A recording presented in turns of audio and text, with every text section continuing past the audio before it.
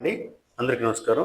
నిన్న జరిగిన కోటప్పకొండ మహాశివరాత్రి తిరునాళ ఏదైతే ఉందో సూపర్‌గా సక్సెస్ అయిందంటే దానికి 100% కారణం ఇక్కడ ఎమ్మెల్యే గారైన డాక్టర్ అరవింద్ బాబు గారికే సాధ్యమైంది. ఇది ఖచ్చితంగా చెప్పొచ్చండి. ఎందుకంటే ఇన్నాళ్ళ చరిత్రలో కోటప్పకొండ తిరునాళకు ఇంతమంది జనం రావడం రాష్ట్రం నలుమూలల నుంచి కూడా జనం ఎంతోమంది వచ్చారు.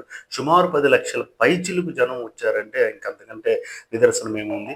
మరి వచ్చిన వాళ్ళందరూ కూడా చాలా సంతృప్తిగా ఎటువంటి ఇబ్బందులు పడకుండా, ఎటువంటి చిన్న అపశృతి కూడా దొరలకుండా ఫంక్షన్ అంతా కూడా చాలా బాగా జరిగింది. మరి పగలంతా భక్తులు దేవుడిని దర్శించుకుంటే, మరి సాయంత్రం పూట నర్సరావుపేట చుట్టుపక్కలున్న అన్ని ప్రాంతాల నుంచి వచ్చిన జనం వినోద కార్యక్రమాల్లో చక్కగా పాల్గొన్నారు. వాళ్ళు ఒక రకంగా సేద తీరారని చెప్పాలి.